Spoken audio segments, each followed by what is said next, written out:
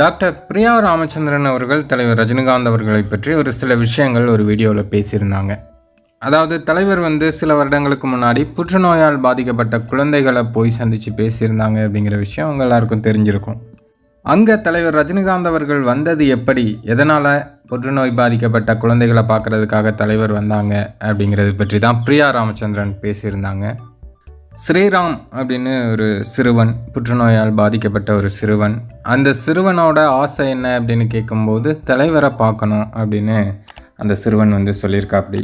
அதனால் பிரியா ராமச்சந்திரன் தலைவரை பார்க்குறதுக்கு அந்த சிறுவனை கூட்டிகிட்டு போயிருக்காங்க. அங்கே போன உடனே தலைவர் உனக்கு என்ன வேணும் கேளுப்பா, நீ என்ன கேட்டாலும் நான் தரேன் அப்படின்னு தலைவர் சொல்லியிருக்காரு. அதற்கு அந்த சிறுவன் கேட்ட விஷயம் தலைவரையே ஒரு நிமிஷம் ஆச்சரியப்பட வச்சுருக்கு. சார், எனக்கு எதுவும் வேணாம், உங்களை பார்த்ததே எனக்கு ரொம்ப சந்தோஷம்தான். ஆனால் என்ன மாதிரி உங்களை பார்க்கணும் அப்படிங்கிற ஆசையில் நிறைய பேர் மருத்துவமனையில் இருக்காங்க.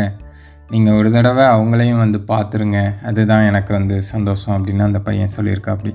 அந்த பையன் சொன்னதுக்காக தலைவர் ரஜினிகாந்த் அவர்கள் அந்த புற்றுநோய் பாதிக்கப்பட்ட அந்த குழந்தைகளை மருத்துவமனையில் போய் பார்த்துருக்காங்க. அதை தான் டாக்டர் பிரியா ராமச்சந்திரன் அந்த மேடையில் பேசியிருந்தாங்க. ரஜினி சார் பார்த்ததும் ரஜினி சார் கேட்டார், தம்பி உனக்கு என்ன வேணும், நீ என்ன வேணா கேளு தரேன்னாரு. ஒன்றும் வேண்டாம் சார், உங்களை பார்த்தது ரொம்ப சந்தோஷம்.